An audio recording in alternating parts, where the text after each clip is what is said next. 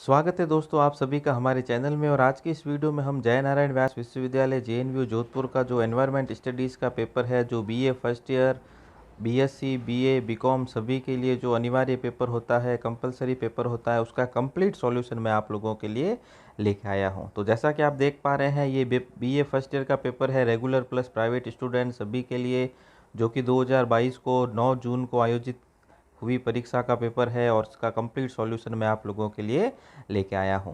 और इससे पहले हमने 2020 का क्वेश्चन पेपर कंप्लीट सॉल्व किया था, जो कि लोगों ने काफ़ी पसंद किया। और बहुत सारे कमेंट्स मेरे पास आए कि सर 2022 का भी क्वेश्चन पेपर आप सॉल्व करवाइए। तो अभी तक आपने हमारे चैनल को नहीं सब्सक्राइब किया है तो इसे ज़रूर सब्सक्राइब करें।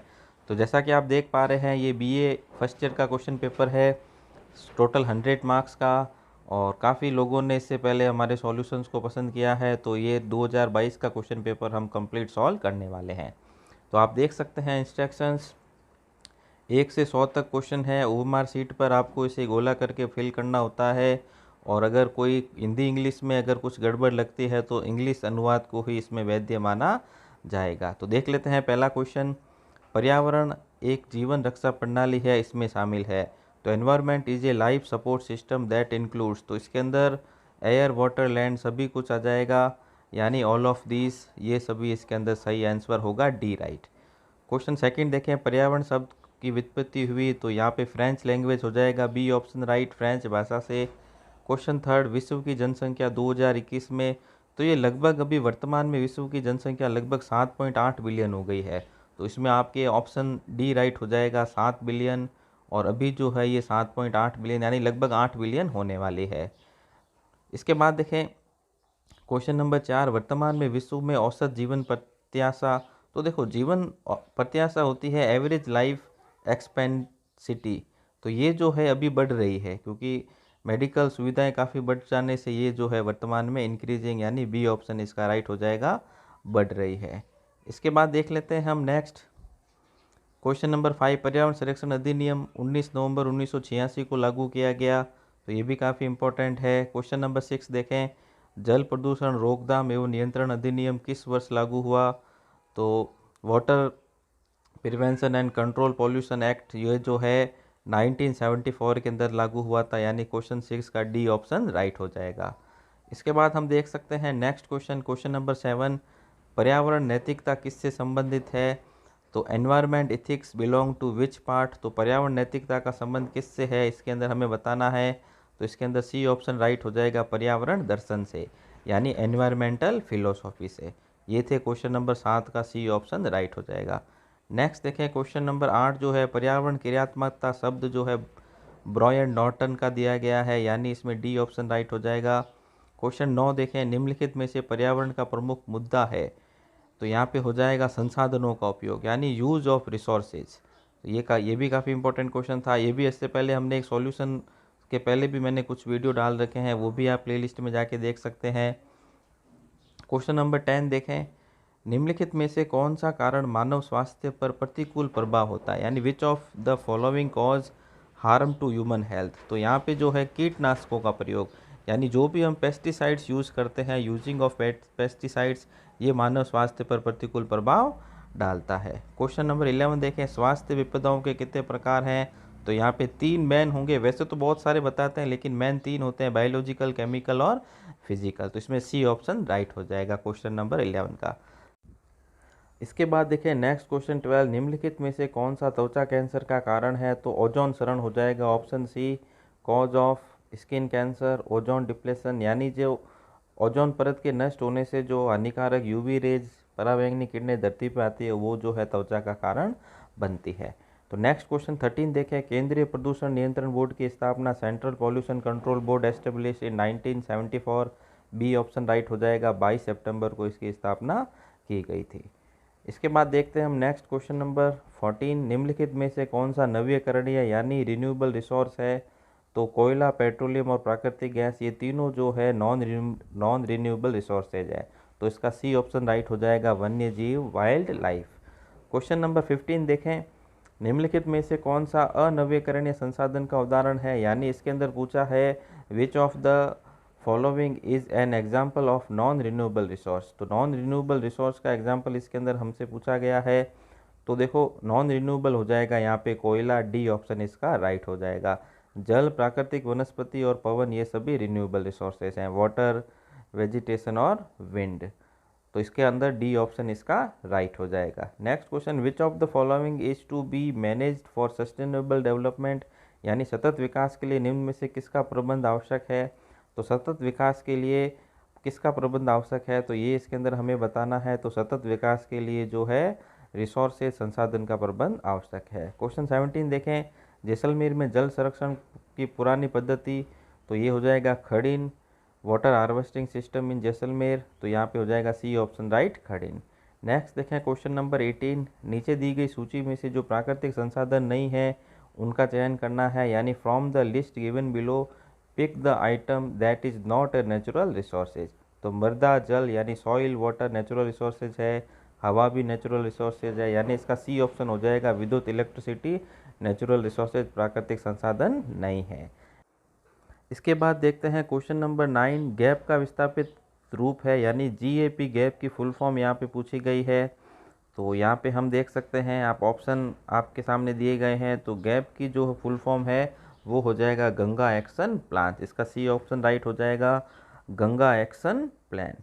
इसके बाद देख लेते हैं हम नेक्स्ट क्वेश्चन नंबर 20, उसके अंदर क्या पूछा गया है, गांधी सागर बांध किस नदी पर निर्मित है, यानी Gandhi Sagar dam is constructed on which river, A option right हो जाएगा, चंबल।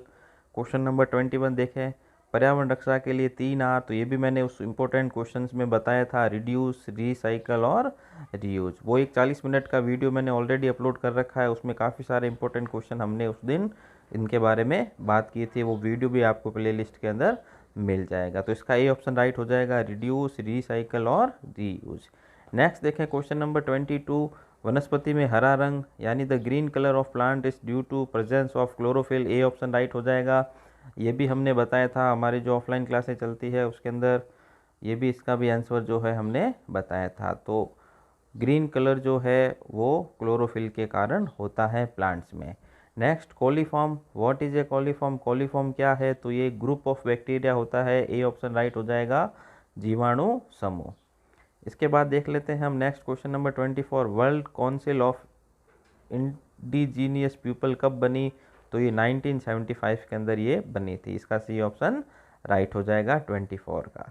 क्वेश्चन 25, धूम्र कोहरा, तो स्मॉग इज कॉम्बिनेशन ऑफ, तो धूम्र कोहरे का संयोजन पूछा है, किस किस से धूम्र कोहरे का जो है निर्माण होता है। तो इसमें ऑप्शन दे रखे हैं, तो इसके अंदर डी ऑप्शन राइट हो जाएगा, धुआं और कोहरे से, यानी स्मोक एंड फॉग मिलके जो है धूम्र कोहरा स्मोक का निर्माण करती है। तो क्वेश्चन 25 का डी ऑप्शन राइट हो जाएगा। नेक्स्ट देखें क्वेश्चन 27, 1987 में ब्रेटलैंड रिपोर्ट का अन्य नाम क्या था, यानी 1987 में जो ब्रेटलैंड रिपोर्ट आई थी उसका दूसरा नाम तो है हमारा साझा भविष्य, ए ऑप्शन राइट हो जाएगा, ओवर कॉमन फ्यूचर। इसके बाद देख लेते हैं नेक्स्ट हम क्वेश्चन नंबर 27, प्रतिवर्ष विश्व पर्यावरण दिवस, तो ये भी काफ़ी इंपॉर्टेंट क्वेश्चन था, बहुत बार बताया गया है, 5 जून को एनवायरनमेंट डे सेलिब्रेट किया जाता है पूरे वर्ल्ड के अंदर। नेक्स्ट क्वेश्चन 28, अंतर्राष्ट्रीय ओजोन दिवस, ये भी मैंने बताया था, जो भी उस पेपर के अंदर भी बताया था और भी स्टूडेंट्स को ये बताया था, वर्ल्ड इंटरनेशनल ओजोन डे, यानी इंटरनेशनल ओजोन डे, अंतर्राष्ट्रीय ओजोन दिवस 16 सितंबर को सेलिब्रेट किया जाता है, इसका ऑप्शन हो जाएगा क्वेश्चन 28 का डी राइट।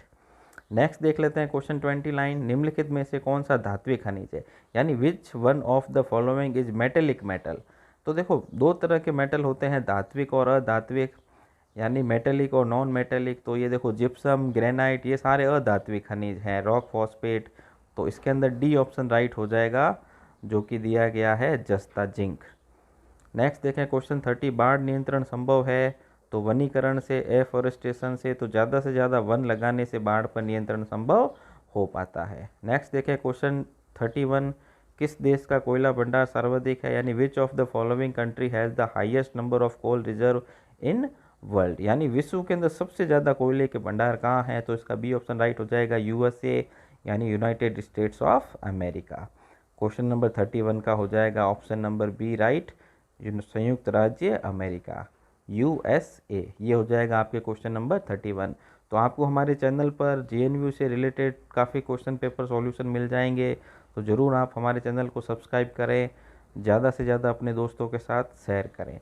नेक्स्ट देख लेते हैं हम इसके बाद क्वेश्चन नंबर 32, निम्नलिखित में से किस क्षेत्र में भारत खनिज तेल का व्यापारिक उत्पादन हो रहा है, यानी in which of the following regions of India the commercial oil production is being carried out. तो किस किस क्षेत्रों में भारत में खनिज तेल का व्यावसायिक उत्पादन हो रहा है, ये क्वेश्चन इसके अंदर पूछा गया है।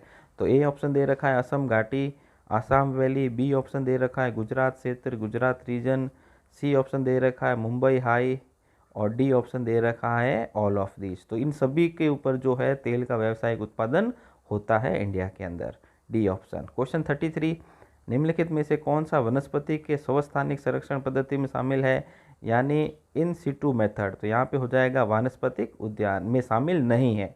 तो जैवमंडल निश्चय होता है, राष्ट्रीय पार्क होता है, वन्यजीव अभ्यारण्य शामिल होता है, और बॉटनिकल गार्डन इसके अंदर जो है इन सिटू कंजर्वेशन में शामिल नहीं होता, स्वस्थानिक संरक्षण के अंदर नहीं होता। नेक्स्ट देखें क्वेश्चन 34, पृथ्वी पर सबसे बड़ा पारितंत्र।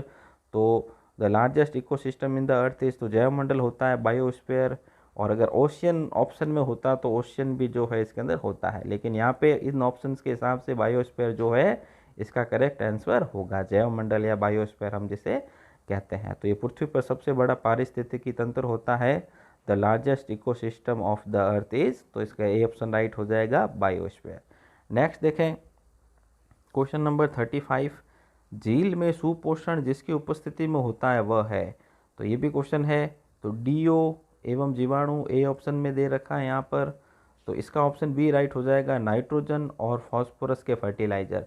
तो नाइट्रोजन और फास्फोरस के फर्टिलाइज़र जो है फसलों के द्वारा जल में चले जाते हैं, तो ये झील के अंदर सुपोषण की उपस्थिति इसी के कारण होती है, तो बी ऑप्शन इसका राइट हो जाएगा। नेक्स्ट देखें क्वेश्चन 36, एक पारिस्थितिकी तंत्र में ऊर्जा प्रवाहित होती है, यानी पारिस्थितिकी तंत्र में ऊर्जा का फ्लो होता है उत्पादकों से, यानी प्रोड्यूसर से प्राइमरी कंज्यूमर्स तक, फिर प्राइमरी से सेकेंडरी, सेकेंडरी से टर्सरी, उत्पादकों से उपभोक्ता तक, उपभोक्ता में प्राथमिक, द्वितीयक और तृतीयक उपभोक्ता शामिल होते हैं। नेक्स्ट हम देख लेते हैं क्वेश्चन नंबर 37, एक पारिस्थितिकी तंत्र निर्मित होता है। तो पारिस्थितिकी तंत्र जो है एन इकोसिस्टम कंसिस्ट ऑफ, तो ये living organism and physical factor दोनों का साथ में होता है कॉम्बिनेशन, यानी जीवित व भौतिक कारकों से। तो इसके अंदर अबायोटिक और बायोटिक, जैविक और अजैविक घटक सारे क्या होते हैं, शामिल होते हैं। तो इकोसिस्टम तभी बन पाता है, तो इसके अंदर बी ऑप्शन राइट हो जाएगा, जीवित जीव है उसके भौतिक कारकों से, तो यानी living organism and physical factor से।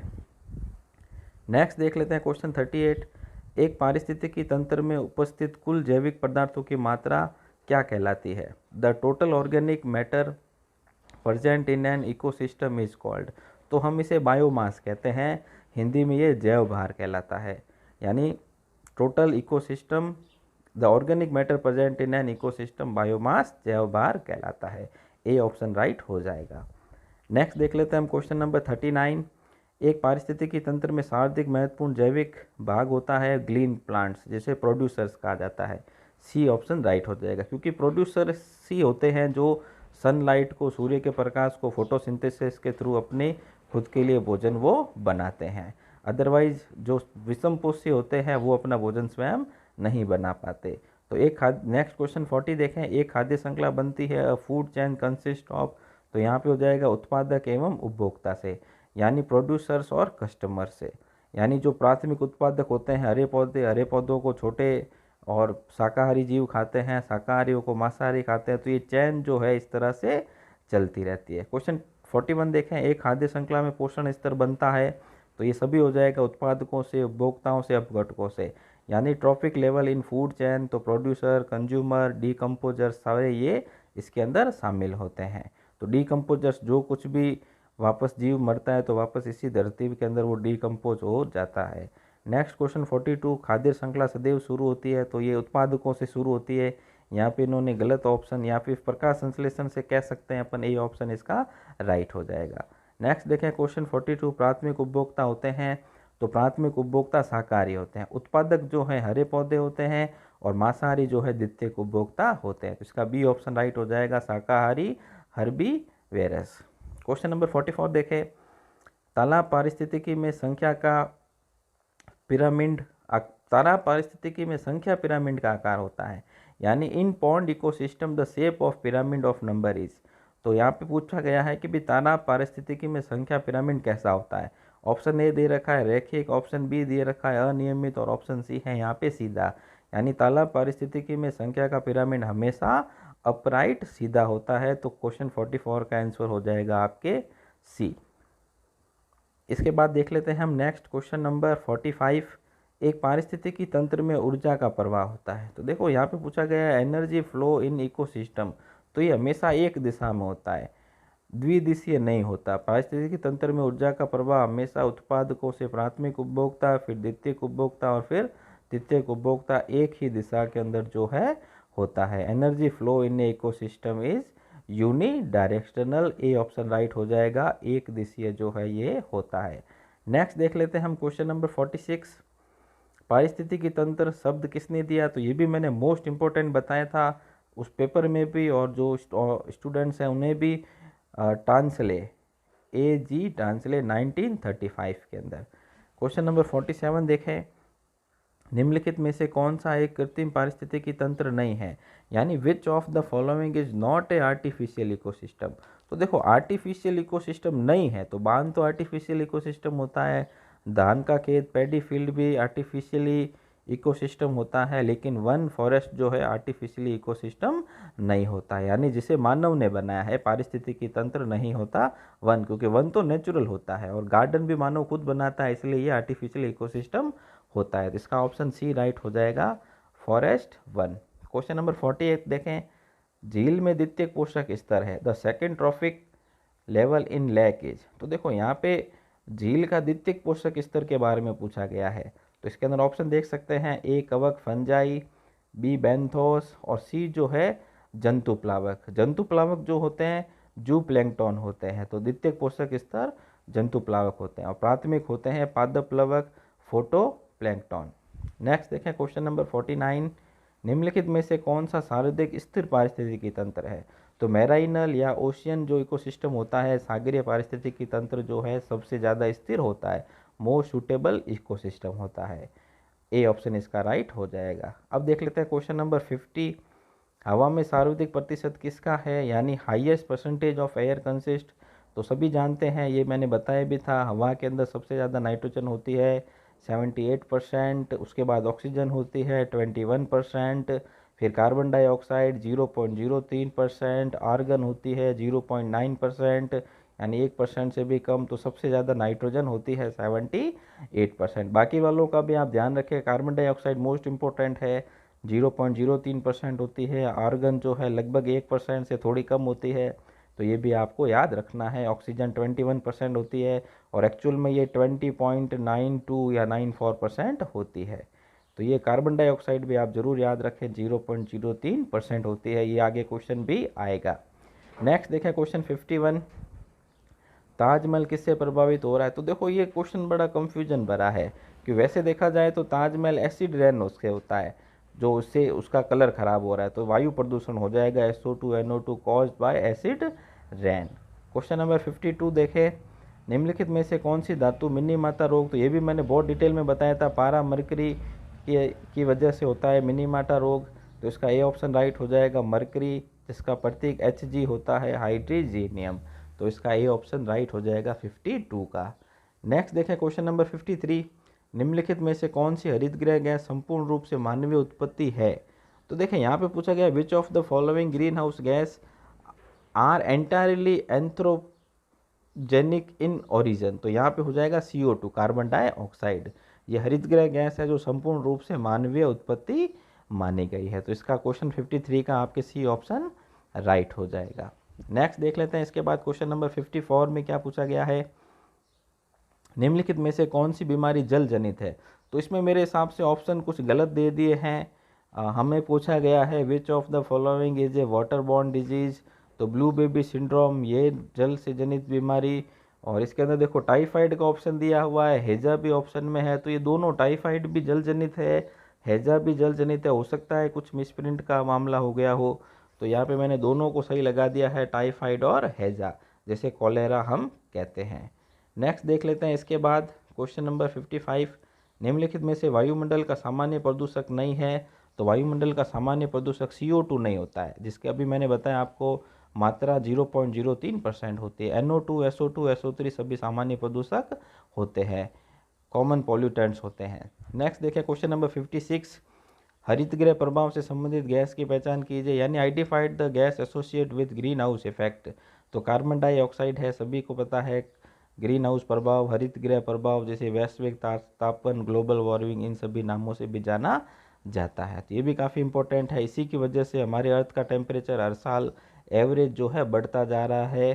तो ये ग्लोबल वार्मिंग हमारे लिए अभी सबसे खतरनाक समस्या बनी हुई है, जिसे हरितगृह प्रभाव, ग्रीन हाउस प्रभाव के नाम से भी जाना जाता है। वैश्विक उष्णन भी इसे कहते हैं हिंदी के अंदर। नेक्स्ट हम बात करते हैं क्वेश्चन नंबर 57, प्लास्टिक का पुनर्चक्रीकरण कठिन क्यों है, यानी why is it difficult to recycle plastic. तो प्लास्टिक जो होता है उसको रिसाइकल करना काफ़ी मुश्किल होता है। तो ये क्वेश्चन हमसे पूछा गया है कि भाई why is difficult to recycle plastic. तो ये जो है इसके अंदर ऑप्शन डी आपके राइट हो जाएगा। या it contains different type of polymer, इसमें विभिन्न प्रकार के बहुलक के रेजिन जो हैं होते हैं, यानी विभिन्न प्रकार के पॉलीमर इसमें शामिल होते हैं। नेक्स्ट क्वेश्चन 58 देखें, ISWM का तात्पर्य, तो ये होता है integrated solid waste management. B option right हो जाएगा, integrated solid waste management. Next देख लेते हैं हम क्वेश्चन नंबर 59, ठोस अपशिष्ट प्रबंधन के कार्यात्मक घटक, यानी the number of functional components of solid waste management is. तो यहाँ पे इसके 6 कंपोनेंट होते हैं, यानी 6 घटक होते हैं ठोस अपशिष्ट प्रबंधन के। ऑप्शन नंबर सी इसका राइट हो जाएगा। ये कचरा प्रबंधन से होता है। अपशिष्ट हम कचरे को कहते हैं, वेस्टेज जो होता है ना उसे कहा जाता है। नेक्स्ट देखें क्वेश्चन नंबर 16, निम्नलिखित में से कौन सा जैव अपघटनीय अपशिष्ट है, यानी बायोडिग्रेडेबल वेस्ट है, यानी जो अगर मैं ज़मीन के अंदर कुछ डालूं तो वो ज़मीन में ही नष्ट हो जाए।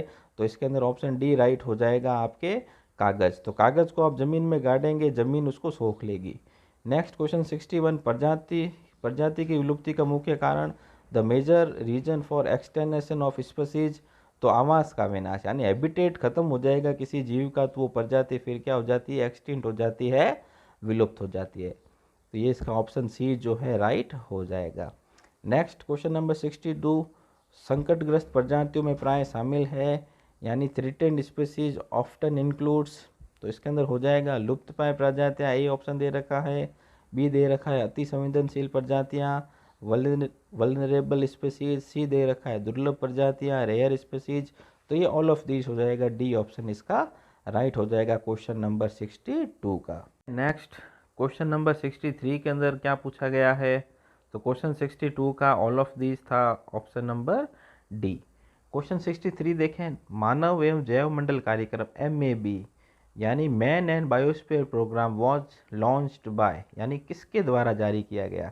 तो ये MAB प्रोग्राम जो है किसके द्वारा जारी किया गया ये पूछा गया है। तो इसके अंदर आपके सी ऑप्शन जो है राइट हो जाएगा, यूनेस्को के द्वारा 1971 में ये मैन एंड बायोस्फीयर प्रोग्राम जो है लॉन्च किया गया 1971 में यूनेस्को के द्वारा। सी ऑप्शन इसका राइट हो जाएगा। नेक्स्ट क्वेश्चन 64 देखें, निम्नलिखित में से कौन सा एक जैवमंडल निश्चय मेघालय में स्थित है।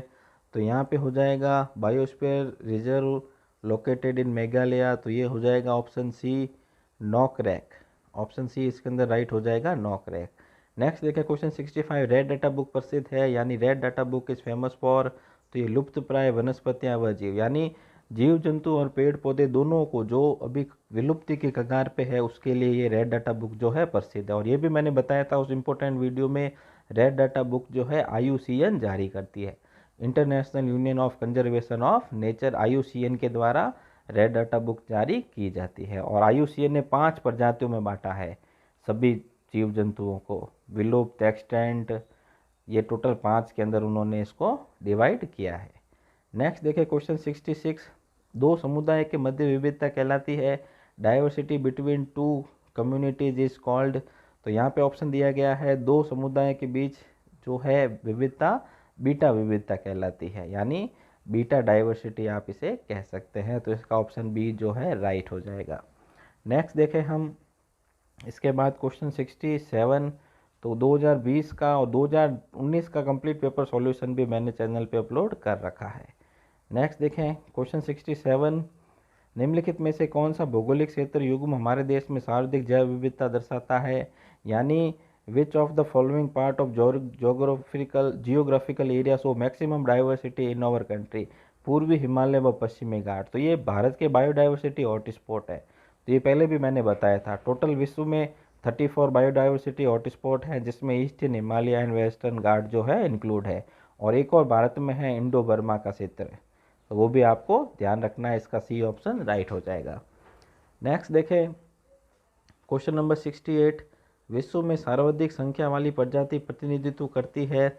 तो यहाँ पे जो है विश्व में सर्वाधिक संख्या वाली प्रजाति, the highest number of species in the world represented by fungi, यानी कवक जो है इसकी संख्या जो है लगभग 1 लाख से अधिक प्रजातियाँ होती है कवक की। तो ये भी मैं आप लोगों को बता दूँ, काफ़ी इंपॉर्टेंट है। फंजाई जो मशरूम होती है ना, जिसे फंगस कहते हैं अपन, जो मशरूम खाने के लिए काम आती है, वो कवक के अंदर आता है ना। वो नाग की छतरी आपने देखा होगा, बरसात के मौसम के बाद गाँव में वगैरह में ये निकलते हैं, ये फंगाई होते हैं, कवक जिसे हम कहते हैं। नेक्स्ट देखें क्वेश्चन 69, दुर्लभ प्रजाति का कृष्णमृग, तो ये लगभग लुप्त प्राय है, इंडेंजर्ड है। एंटीलोप, ब्लैक बग, दुर्लभ प्रजाति, ये बी ऑप्शन राइट हो जाएगा, इंडेंजर्ड लुप्त प्राय। नेक्स्ट देखें क्वेश्चन 70, उष्णकटिबंधीय देशों में प्रजाति विविधता के कम होने का प्राथमिक कारण निवनीकरण है, डिफॉरेस्टेशन हो जाएगा, decreasing in species diversity in tropical countries, तो ये सी ऑप्शन इसका राइट हो जाएगा, डिफॉरेस्टेशन। क्वेश्चन 71 देख सकते हैं आप, निम्नलिखित में से कौन सा जानवर भारत में लगभग विलुप्त हो गया है। तो भारत के अंदर लगभग विलुप्त होने वाला जानवर चीता है, जो फास्टेस्ट लैंड एनिमल माना जाता है, चीता। ठीक है, इसका ऑप्शन डी राइट हो जाएगा आपके क्वेश्चन 71 का। नेक्स्ट देखें क्वेश्चन नंबर 72, विश्व की सबसे महंगे एवं बेहतरीन ऊन शहतूश के लिए कौन सी लुप्तप्राय जीव है। तो ये काफ़ी इंपॉर्टेंट क्वेश्चन है। शहतूश जो है विश्व की सबसे महंगी और बेहतरीन ऊन होती है। The which endangered animal is source of the world finest and expensive wool shahtoosh, तो इसके अंदर ऑप्शन डी आपका राइट हो जाएगा, ऑप्शन डी चीरू। तो ये मोस्ट इंपॉर्टेंट क्वेश्चन है, आप जरूर इसे ध्यान रखें, आगे भी ये पूछा जा सकता है। नेक्स्ट देखें एस्चुरी यानी ज्वार मुक्त, इसमें पूछा गया है एस्चुरी यार, यानी एस्चुरी क्या है, ज्वारधन मुक्त। इसमें से कोई भी ऑप्शन राइट नहीं है, इसलिए मैंने इसको लिख लिया है। क्या होता है, सागर तट पर स्थित एक आधा बंद खारे जल का समूह होता है, जिसमें एक से अधिक नदियां या झरने बहकर विलय होते हैं और जो दूसरी तरफ से सागर में मिला होता है, वो एस्चुरी कहलाता है। तो इसके अंदर इनमें से कोई नहीं राइट हो जाएगा, नन ऑफ दीज। क्वेश्चन 74 देखें, राष्ट्रीय वन नीति के प्रावधानों के अनुसार पर्वतीय क्षेत्रों में कितने प्रतिशत, तो ये भी मैंने बताया था, जमीन पर 33% वन होने चाहिए और हिल्स पर जो है पहाड़ों पर 67% वन होने अनिवार्य हैं, और बाकी जगह पे जो है 33% जो है फॉरेस्ट का होना अनिवार्य किया गया है। लेकिन वास्तविकता में संख्या, ये जो प्रतिशत है वो बहुत ही कम है। तो हमें ज़्यादा से ज़्यादा पेड़ लगाने चाहिए और उनकी देखभाल करनी चाहिए। लोग जो है पर्यावरण दिवस के दिन पेड़ लगा तो देते हैं, लेकिन बाद में उनका ध्यान कोई नहीं रखता, बस सोशल मीडिया पे फ़ोटो वगैरह खींचने के लिए ज़रूर अपनी फ़ोटोज़ वो क्लिक कर लेते हैं। नेक्स्ट देखें मॉरिशस का डोडो पक्षी, तो ये क्लास 10 एनसीईआरटी में से क्वेश्चन लिया गया है, तो वो मैं उनको भी करवाता हूँ। तो उसमें से है ये, तो अत्यधिक शिकार के कारण लगभग 1680 1640-50 के दौरान डोडो पक्षी जो है पूरी तरीके से विलुप्त हो गया था, एक्सटिंक्ट हो गया था मॉरिशस द्वीप पर। सी ऑप्शन राइट हो जाएगा। नेक्स्ट क्वेश्चन 76 देखें, वनस्पति वटी यानी एर्बोट्रिरम, तो यहाँ पे हो जाएगा इसका वानस्पतिक उद्यान, ये हो जाएगा बॉटेनिकल गार्डन, सी ऑप्शन इसका राइट हो जाएगा। नेक्स्ट देखें क्वेश्चन 77, निम्नलिखित में से किस क्षेत्र में सर्वाधिक जैव विविधता पाई जाती है। तो देखो यहाँ पे पूछा गया which of the following region has maximum biodiversity, तो मैक्सिमम बायोडाइवर्सिटी जो होती है कोरल रीफ की होती है। आपने वो समुद्र का पोस्टर देखा होगा, बहुत जगह लगा होता है, जहाँ पे समुद्र के अंदर की वो कोरल रीफ बहुत ही रंग बिरंगा, तो इसकी डेफिनेशन भी है दुनिया में सर्वाधिक रंग बिरंगी और सर्वाधिक जैव विविधता वाली। तो ये भी जो है काफ़ी इंपॉर्टेंट है, कोरल रीफ की बायोडाइवर्सिटी वर्ल्ड में सबसे मैक्सिमम होती है। नेक्स्ट क्वेश्चन 78 देखें, प्राकृतिक आवास के संरक्षण से तात्पर्य है, यानी conservation within the natural habitat is in situ conservation कहते हैं, यानी उसी स्थान पे अगर हम किसी को संरक्षित करें तो इन सीटू होता है, और एक्स सीटू के अंदर उसको दूसरी जगह पर ट्रांसफर कर दिया जाता है, वही स्थानीय संरक्षण। तो इसका अंदर ए ऑप्शन राइट हो जाएगा, इन सीटू कंजर्वेशन या अंत स्थानीय संरक्षण के नाम से इसे जाना जाता है। क्वेश्चन नंबर 79 देखें, एक सींग वाला गैंडा यानी ग्रेट इंडियन राइनो के नाम से जाना जाता है, one horn rhinoceros species which of the following sanctuary. तो ये भी काफ़ी इंपॉर्टेंट है, ये मैंने बताया भी था। तो ये काजीरंगा के अंदर एक सींग वाले गैंडे के लिए जो है बहुत विशिष्ट और फेमस है, विशिष्ट प्रजाति है, काजीरंगा के अंदर पाई जाती है एक सींग वाला गैंडा। नेक्स्ट देखें क्वेश्चन नंबर 80, निम्नलिखित में से किन वनों को पृथ्वी ग्रह के फेफड़े, तो यहाँ पे अमेजोन रेन फॉरेस्ट है इसका, यानी भूमध्य रेखीय वर्षा वन भी आप इसे कह सकते हैं, लेकिन जो सही आंसर है इसका अमेजोन रेन फॉरेस्ट हो जाएगा, अमेजोन के वर्षा वन हम कह सकते हैं। नेक्स्ट क्वेश्चन 81, संतुलित आहार में उच्च मात्रा में शामिल है, तो संतुलित आहार में उच्च मात्रा में, तो इसका ऑप्शन जो है उच्च मात्रा में जो है क्या, संतुलित, सभी घटक संतुलित मात्रा में होने चाहिए, यानी all the components in balance form. Next देखें क्वेश्चन 82, निम्नलिखित में से फल पोटेशियम अच्छा सोर्स है, पोटेशियम का सोर्स है, यानी which fruit is good source of potassium, तो यहाँ पे बनाना हो जाएगा डी ऑप्शन राइट, केला जो है पोटेशियम का सबसे बढ़िया सोर्स होता है। इसके अलावा अनार भी होता है और भी है। नेक्स्ट देखें क्वेश्चन 83, स्कर्वी रोग विटामिन सी की वजह से होता है, विटामिन डी से रिकेटस रोग होता है, विटामिन के, विटामिन ई से नपुंसकता रोग होता है, तो ये सभी भी आपको जो है ध्यान रखना है। 84 देखें, भारतीय ओलंपिक खेल संघ के वर्तमान अध्यक्ष doctor Narendra Batra, D option इसका राइट हो जाएगा, president of Indian Olympic game association doctor Narendra Batra है। क्वेश्चन 85 देखें, 2020 टोक्यो ओलंपिक खेलों में शामिल किए गए खेलों के नाम बताइए, तो 2020 टोक्यो ओलंपिक में कुल 4 खेलों को शामिल किया गया था, जिसमें skateboarding, karate, baseball, softball, ये सभी खेल इसके अंदर शामिल किए गए थे, यानी इसका सी ऑप्शन राइट हो जाएगा, ए व बी दोनों। और एक और मैंने लिखा है सर्फिंग भी शामिल किया गया और सॉफ्ट बॉल भी, तो अगर ये आपको ध्यान रखना है पूछे तो आपको ये भी पता होनी चाहिए। नेक्स्ट क्वेश्चन 86 देखें, शारीरिक शिक्षा का उद्देश्य, तो शारीरिक शिक्षा का उद्देश्य क्या है, शारीरिक विकास, सर्वांगीण विकास, वृद्धि व विकास, तो ये मेरे हिसाब से इसका ऑल ऑफ दिस हो सकता है। वैसे सर्वांगीण विकास शिक्षा से होता है और शारीरिक शिक्षा में सभी का विकास जो है, ये लगभग डी ऑप्शन इसका राइट हो जाएगा, ऑल ऑफ दिस। क्वेश्चन देखें नेक्स्ट 87, शारीरिक शिक्षा कार्यक्रम के दर्शन का मूल, तो ये सभी हो जाएगा, वास्तविकता, रियलिज्म, आदर्शवाद, आइडियलिज्म और व्यवहारवाद, बिहेवियरनिज्म, तो ये ऑल ऑफ दीज इसका डी ऑप्शन राइट हो जाएगा। नेक्स्ट देखें, अनुबंधित प्रतिक्रिया सिद्धांत, तो ये पावलोव ने दिया था, ये जो है आपके एजुकेशन साइकोलॉजी का क्वेश्चन है, तो सी ऑप्शन इसका राइट हो जाएगा, पावलोव। नेक्स्ट, भारतीय खेल प्राधिकरण साई यानी sports authority of India was establish, यानी भारतीय खेल प्राधिकरण की स्थापना कब हुई थी, तो ये 1984 के अंदर साई की स्थापना, स्पोर्ट अथॉरिटी ऑफ इंडिया की स्थापना 1984 के अंदर की गई थी, ए ऑप्शन इसका राइट हो जाएगा। नेक्स्ट देखें question 90, lady Ratan Tata trophy किस खेल से संबंधित है, यानी lady Ratan Tata trophy associated with game of, तो यहाँ पे हो जाएगा हॉकी, सी ऑप्शन इसका राइट हो जाएगा, हॉकी। ये हो गए आपके क्वेश्चन 90। इसके बाद देख लेते हैं हम क्वेश्चन नंबर 91, स्वतंत्र भारत के प्रथम व्यक्तिगत ओलंपिक मेडल विजेता, तो ये केडी जाधव है, स्वतंत्र भारत के प्रथम व्यक्तिगत ओलंपिक मेडल विजेता जो है केडी जाधव, ए ऑप्शन इसका राइट हो जाएगा। नेक्स्ट देखिए क्वेश्चन 92, ओलंपिक मेडल प्राप्त करने वाले प्रथम भारतीय महिला, तो ओलंपिक मेडल प्राप्त करने वाली प्रथम भारतीय महिला, तो ये भी मोस्ट इंपॉर्टेंट क्वेश्चन है। तो प्रथम भारतीय महिला थी जिसने ओलंपिक मेडल प्राप्त किया था, वो था कर्णम मल्लेश्वरी। इन्होंने सिडनी ओलंपिक 2000 में वेट लिफ्टिंग 69 kg के अंदर जो है ब्रॉन्ज मेडल, कांस्य पदक जीता था, तो डी ऑप्शन इसका राइट हो जाएगा, काफ़ी इंपॉर्टेंट क्वेश्चन है। नेक्स्ट देखिए, महाराष्ट्र में कबड्डी को किस नाम से जाना जाता है, तो कबड्डी को अलग अलग जगहों पे अलग अलग नामों से जाना जाता है, और महाराष्ट्र में से हु तू तू के नाम से जाना जाता है, तो इसका 93 का ऑप्शन हो जाएगा बी राइट, हु तू तू, जैसे महाराष्ट्र में कबड्डी को हु तू तू नाम से जाना जाता है, बी ऑप्शन इसका राइट हो जाएगा। नेक्स्ट देखें इसके बाद क्वेश्चन नंबर 94, राजस्थान के लींबाराम किस आधार पर प्रसिद्ध हैं? तो यहाँ पे हो जाएगा तीरंदाजी, आर्चरी के अंदर लींबाराम फेमस हैं राजस्थान के अंदर। फिर देखिए question 95, which of the following is not A traditional game? तो निम्नलिखित में से परंपरागत खेल नहीं है। तो लंगड़ी टांग सभी ने खेला होगा बचपन में, संतोलिया वो पत्थर रख के बॉल से मारते हैं, छुपन छुपाई। तो वीडियो गेम जो है ट्रेडिशनल गेम नहीं है, और आजकल मोबाइल ने सभी बच्चों के गेम जो है छुड़वा दिए। आजकल सभी बच्चे मोबाइल ही लेके बैठे रहते हैं, तो वीडियो गेम ट्रेडिशनल गेम नहीं है। नेक्स्ट देखें, कबड्डी प्रत्येक टीम के कितने खिलाड़ियों के साथ खेली जाती है? तो कबड्डी में 7 खिलाड़ी होते हैं प्रत्येक टीम के अंदर। क्वेश्चन 96 का बी ऑप्शन राइट हो जाएगा। कबड्डी के अंदर कितने खिलाड़ी होते हैं? 7 खिलाड़ी होते हैं। नेक्स्ट देखें क्वेश्चन 97, निम्नलिखित में से किस राज्य ने मलखम को राज्य खेल? तो ये मध्य प्रदेश, ये पहले भी मैंने उस पेपर के अंदर सॉल्व कर रखा था, उसमें बता रखा है मध्य प्रदेश।